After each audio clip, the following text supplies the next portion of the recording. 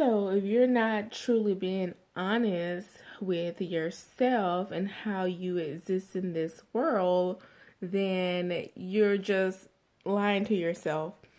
You're deceiving yourself. And how can you expect to access your black privilege? And how can you really expect to access anything in your life? How can you take advantage of those things that are automatically given to you when you're not even living in your own truth? So I think that is something that I have to work on. That was one of the principles that a lot of the principles I related to, and I'm like, okay, this is kind of common sense. But this one was more like, I felt that one. I had to reflect, is what I guess what I'm trying to say. I had to reflect more on me and not so much as listen to Charlamagne tell his stories and talk about how living in his truth means to him and his family, and realizing what he needs to do to move forward in his career, to be a better man for his wife and his daughter. And I said, what about me though? What is it that I'm doing in my life, and how can I live in my truth more often? Or how can I accept those things that are going on in my life and around me and in the lives of my family members, and not make excuses anymore for actions that are not called for, that are just not even like, there are some actions that happen with my family and I'm like, okay, really, did you just have to do that? Did you just have to say that? But if I'm quiet about it, we all get along. But the moment that I say something or I call out BS when it's really BS, and then I'm the bad guy. So I need to start living in my truth more often and not be so concerned what others think about me and what others may feel about my decisions that I make, because they're not taking care of me. When my bills come, no one is offering to pay an electric bill or water and sewage. No one has paid my mortgage. I've been living in this home. God blessed me with it. I built it from the ground up, and no one has paid a mortgage. So why do I care what they think? Like, why am I going to walk around on eggshells for, individuals who come and go as they please, but then they have an opinion about every single thing in your life, when truly they don't have a life of their own? But anyway, that's besides the point. But living your truth, that was a very, very good chapter, and I don't even want to give too much about it, because I think that's more of a reflection. And then the seventh principle is give people now see, okay, that's why I like the book too. It's a healthy balance. It's funny, then it gets serious, and then it gets like crazy. Then it gets, Charlamagne the God was very transparent. I mean, he didn't really hold a lot back, or maybe he held a lot back and just gave us enough, because he probably has a lot of books lined up. And maybe, I don't know. That's a good question. I'm curious to know, what did you hold back, Charlamagne? Because this is a really good book, and this is just funny to me. Give people the credit they deserve for being stupid. And that's kind of how we get into what we have now, the donkey of the day. And I think, I can't even remember, but Charlamagne was kind of doing a segment similar to Donkey of the Day. Or was it exactly Donkey of the Day, prior to coming to the Breakfast Club? And so he would just go in on people and he'd talk about them. And he goes on to talk about how he ended up giving, I want to say, a program director. He talked about Pepsi or Sprite. He talked about something. And they were a sponsor of the radio show, which eventually is how he ended up meeting Kevin, and eventually started working on the Wendy Williams show. So I don't know. It was just funny how we view Donkey today as just a good time to laugh and root him on. Yeah, they deserve a donkey today. I mean, I've even been guilty of sending him a DM and be like, you need to get them donkey today. Or I send a tweet, they deserve a donkey today. But yeah, so people give them the credit they deserve for being stupid. And I don't even go into details about that one. And then the last principle is finally access your black privilege. I mean, I think by now, when you get done reading the book, or if you did like I did, you purchased the Audible book, by the time you get to the principle 8, you've already should have knowledge that there is a certain black privilege. Just like any other privilege, you basically have an opportunity. You just have to create it. And if you get to this part of the book and you still hadn't got it yet, then I think you don't want to get it. Is that too much for me to say? I don't know. Or either you can't grasp concepts very well. And so if you read in a book and you don't grasp it, then maybe I suggest you should get the Audible book, because I think if you still don't get it, you're choosing not to get it. And then I think it's important that I say, too, when you get to this 8th principle and Charlamagne is talking about accessing your black privilege, he's not negating the fact that there's white privilege. Obviously, he's not doing that. And I think that was a lot of the issues that people had with this book title, because they were saying that, oh, there's no such thing as black privilege. Oh, it's white supremacy. It's white privilege. Black people don't got black privilege. What are he talking about? Well, obviously we do. I mean, obviously everyone does, because if there was no such thing, then why would it just be white privilege? So, I mean, are those the only people that got privilege? Of course not. And before the book came out, I've always felt like I created my own opportunities in any situation that I was in. But I also acknowledge the fact that at times, no matter like how hard I hustled, because that's the first principle. No matter how, hey, look, no matter how big the pond is, you gotta hustle. Or no matter, it's not the size of the pond, it's the hustle and the fish. Well, hey, it's been plenty of times I've hustled and outworked people, and I just didn't get the position, or I just didn't get the opportunity. And it may have boiled down to my skin, or it may have boiled down to the fact that I was a woman. Who knows? But what I do know is it wasn't because I lacked hustle. It wasn't because I didn't work hard. But what it probably could have been, and more than likely what it was the spirituality part of it. Because that's not what God had planned for me. He intended something else for me that was even greater than I had thought I needed, or even greater than what I was going after in the first place. And so how can you be upset about that when you end up getting more than what you bargained for, or more than what you reached for? You have to acknowledge that we all have privilege. You can't keep getting upset about the title of the book. You can't go on here and do a book review and you haven't even read the book. You haven't even given the book a chance. And there's been several books I've read that I didn't even like the author, but the book was really good. And so that's my take on the 8 principles. I kind of gave you a little bit of idea of what Charlamagne talked about in the book. I didn't want to give too much away, because I think that, a book review is not giving everything away. It's still leaving something out there for the reader to enjoy for themselves when they actually read the book.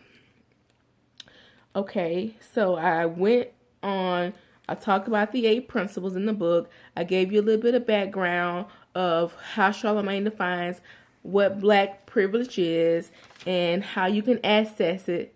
It's just not procrastinate, not make excuses, not focus on what you don't have, and start taking that energy and focus on what you have and how you're going to use your resources to get to what you need. Put the weed in the bag.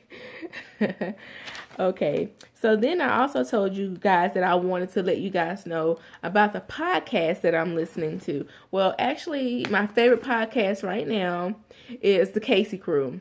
And it just so happens that DJ Envy and his wife Gia are the two DJ personalities. I don't know if I should say DJ personality, because I don't really consider Gia personality like that, but she's amazing. She's wonderful. I love the fact that DJ Envy is doing this podcast with his wife. I love how she articulates herself. She seems to be very intelligent. She is very mature when she provides her answers to the audience. She's allowed, she gives you a chance to think about, did I handle that situation last week the way I should have? Was I mature with my thinking, my decisions, and my responses, my behavior, my attitude? Or was I shady? Was I unethical? Was I lying about it? How would I want someone to treat me if that shoe was on the other foot? So I kind of like that. That's just a really good podcast. So, and I'm not in a relationship at the moment. I'm a divorcee, and I haven't really been dating for like the last 6 months. But and I haven't been in a relationship really in like 4 years. And so, but I'm taking away so much from their podcast. So the next relationship that I'm in, hopefully and prayerfully, I'm not making those same mistakes. I wish they were around, to be honest, when I was in my marriage, because I learned a lot from the podcast. Cheating is not always a deal breaker. For me it was. But what I can say is it's not always necessarily the deal breaker. There's times where you can work out issues in your relationship if both parties are willing to do so. So I love their podcast. That's like my favorite podcast at the moment. It comes out on Wednesdays. Yes. And then I also listen to The Brilliant Idiots. That podcast is done with Andrew Schultz, and it's done with Charlamagne the God. And the reason why I like this podcast, when I first started listening to the podcast, like I said, I'm a commuter. So I just basically like to listen to things, like different things as I'm driving, because I listen to a lot of gospel music also. But I wanted to like kind of also do like self-help, because I'm moving up, I'm growing, I'm maturing in my career, and I was dealing with things on the job. And I'm like, what do I need to do to work on Lynette? When I'm driving to work, it's snowing. I don't even know if I'm going to make it to work. I'm in 2 to 3 hours of traffic. I'm like, I need to just digress.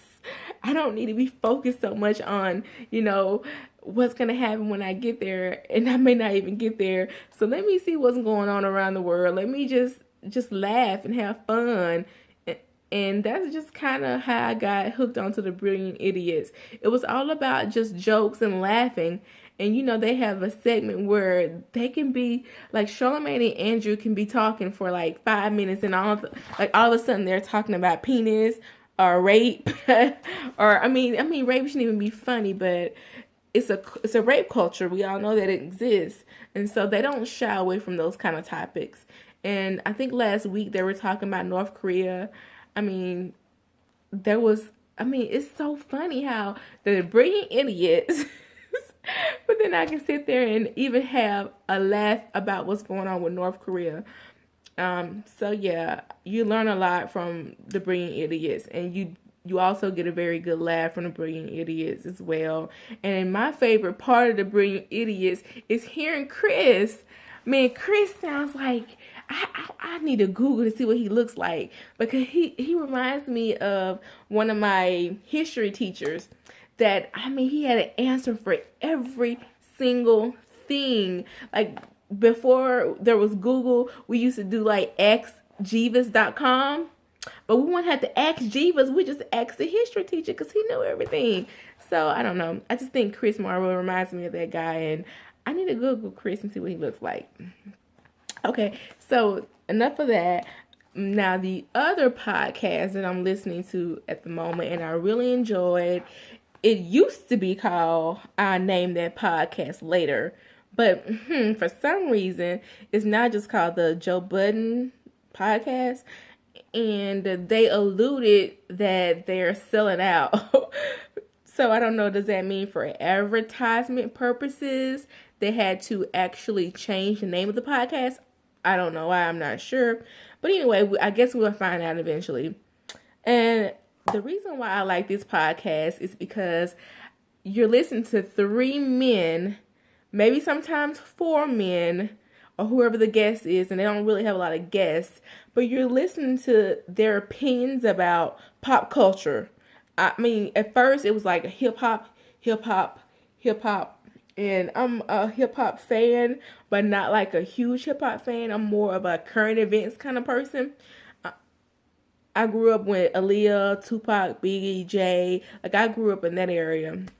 Well, in that era. And so like current hip hop is like not the same, and it's okay, but it's just not the same. And so listening to the Joe Budden podcast, it makes me feel like I'm in a room of my peers, of like my friends and like people I went to college with, and it's just raw. It's just, talking without a care in the world. We're not worrying about what someone is gonna say and think. You just go for it, and if people have a problem with it, they just have to deal with it. That's what life is about. And so I like that part of the Joe Budden podcast. To tell you the truth, there is like the podcast that I listen to, there's like no other podcast like it. So that's why I like these podcasts, because they set themselves apart from the competition. And I don't even really think there's any competition, because they're like in a lane of their own. And that's why I like them so much. And then someone even got on Chloe something to say something bad about Joe Budden. He's pretty much saying, well, he doesn't like Lil Yachty, and why is he, who made him the hip hop, blah, blah, blah, blah, blah. Well, we did. We're the audience. We're listening. We're tuning in. We did. That's who. And matter of fact, he didn't really say anything bad about Lil Yachty. And if you're dealing with personalities, sometimes if you're listening and you're engaging in the conversation, don't always go in there with an ear to critique all the time. Go in there with the ear to understand. Go in there with the ear to relate.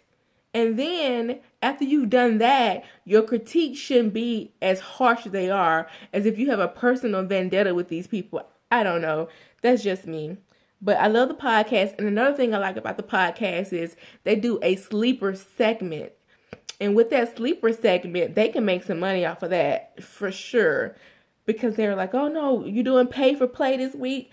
And they're like, no, we don't do that. I'm like, you silly. You better call Tidal, make a deal with Tidal, and say, look, I got a sleeper list, and I want to do a playlist, and I want to get this playlist on Tidal, and all these newcomers, I need them to break me off a percentage, and if they become big, you got Rock Nation Management, then you can manage them, we can get a piece of that, because some of these sleepers are just really good. Like, I can't remember the girl's name, but I want to say it was like Pie, or, oh my God, the girl was amazing. She sounded like a young Amy Winehouse. Her whole EP was awesome, but it was like a mixtape EP.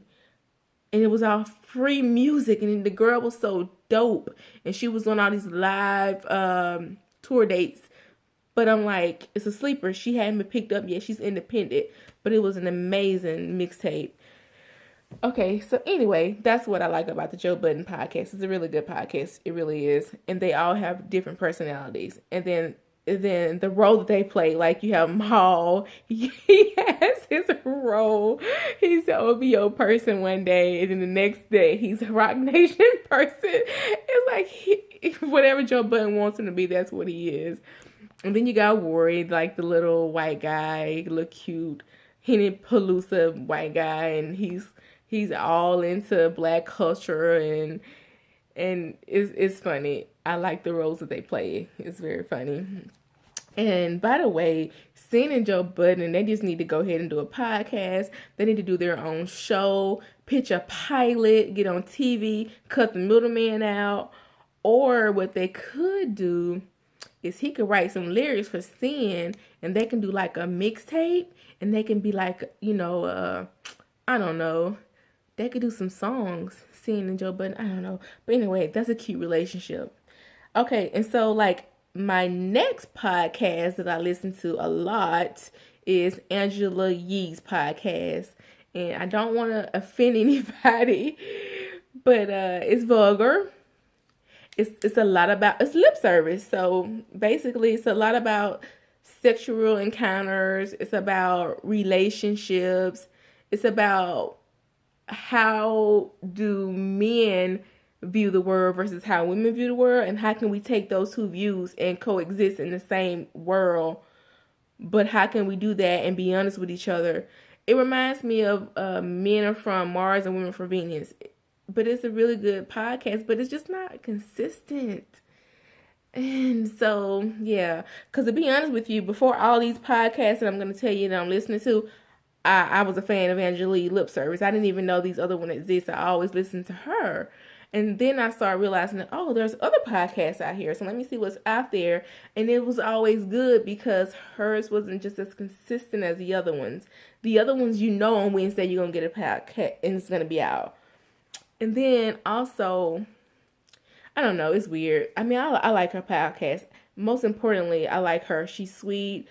She's all about the empowerment of women, and she works hard. She's independent as well. I found out she's in a relationship. I don't know if she still is in one, but I mean, I look up to her. She's a good mentor. But I will say that on her show, she does have a co-host, and at times I don't know if they're being transparent. I don't know if they're just over talking. Yeah, but there's some situations that's going on there with the whole dynamic of that group.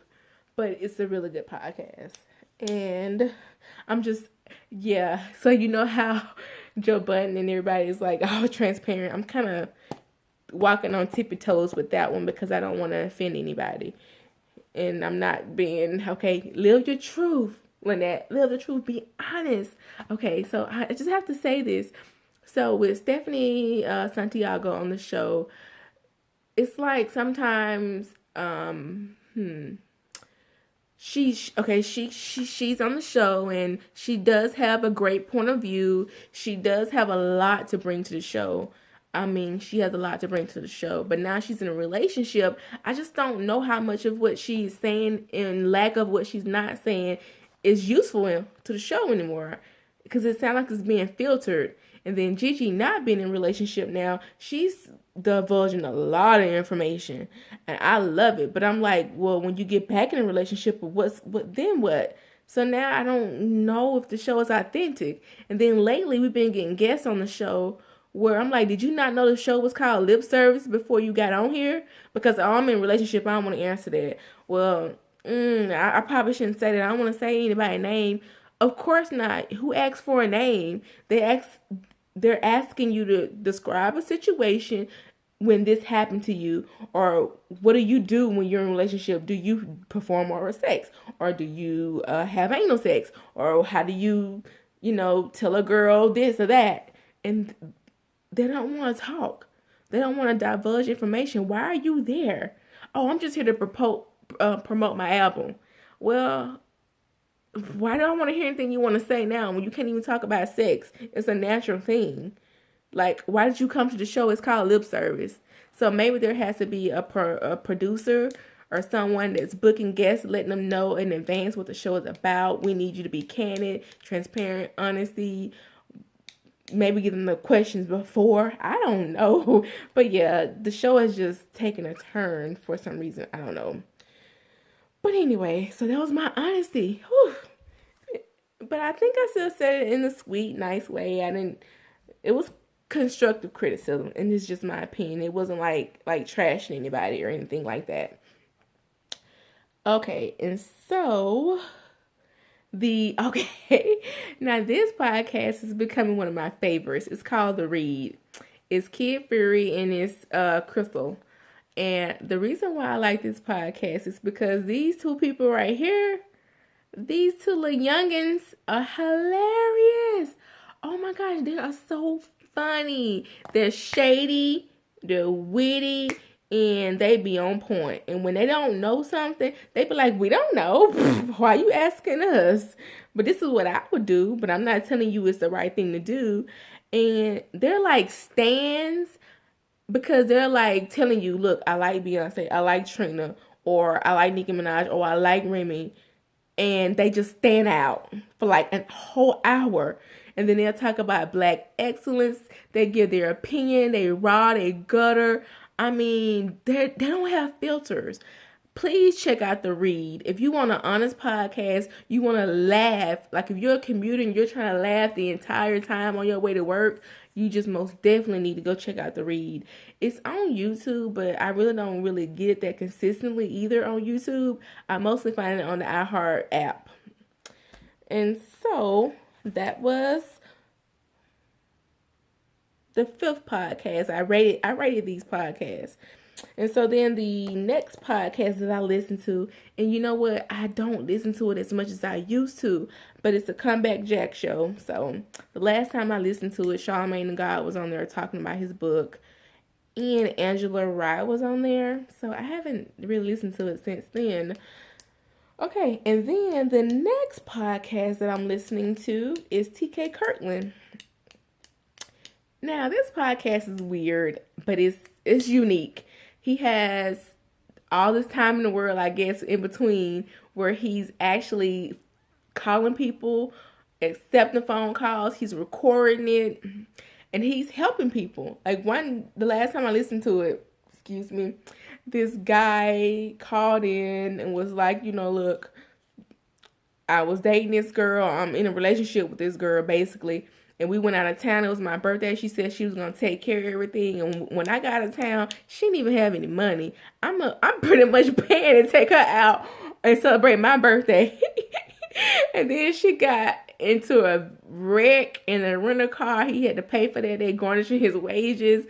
And he trying to get out of this relationship. And TK Kirkland was giving him all of this advice. So it's basically like an advice show, but it's really good advice, but it can be ratchet advice. But the advice is like real men. It's like real men talk. And then if you're a female, he gonna give you, if I'm your father, this is what you should do. This is my daughter. This is how I want her to handle this situation, because I know men and I know women. But if you the man that's calling in, he gonna give you advice to make sure that you good. He ain't gonna be trying to worry about the female. So you better make sure if you need help, you call before your man call, because the show is hilarious. It's funny. It's just the setup is kind of awkward at times, but for me driving, I can't really get into it like I can the other ones. I have to kind of listen to them when I'm at home and I'm just like relaxing in the bed, chilling right before bed or whatever. And so then the next show, I actually like this one. It grew on me. And see, this is so weird. I see what's happening here.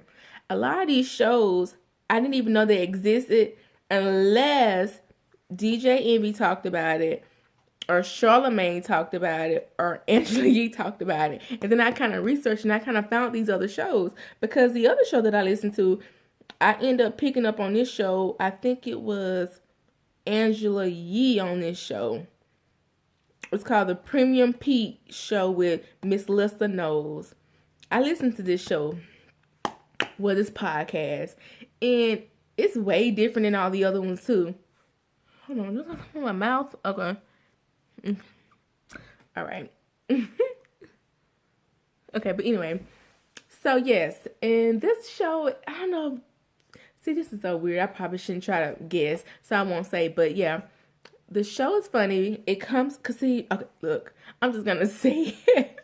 So Miss Lissa Knowles, I don't know if she's trying to rap for real or she joking, because it started out when I was listening to the podcast. She would come on and she would open up the podcast with like repeating lyrics of a female artist, or not always a female artist, but she'll say, like, if it's a Lil' Kim verse from Crush on You, but it sounded like she was reading it and her flow wasn't there and her rapping wasn't there, but it sounded like it was fun and it was just like something to laugh at and just like, okay, she's opened the show. That's her thing. But I didn't think it was serious. And then one day I listened to the podcast and I heard she had a mixtape coming out. And I'm like, oh shit. So is she taking it serious? So is this one of these situations where you gotta be like farting those bars, like Charlamagne F your dreams? Or do you have to like be like, nah, the girl might be coming with heat? So I'm like, ooh, let me just watch and see what happened. But anyway, that's how the Stowe Sharks. She's like his, what's the girl name? You have Howard Stern, and then you had, what was her name? Like, I don't know, Rachel. the black girl Robin. So you had like Howard Stern and Robin. She's like the Robin to this guy Pete, who would be like the reminds me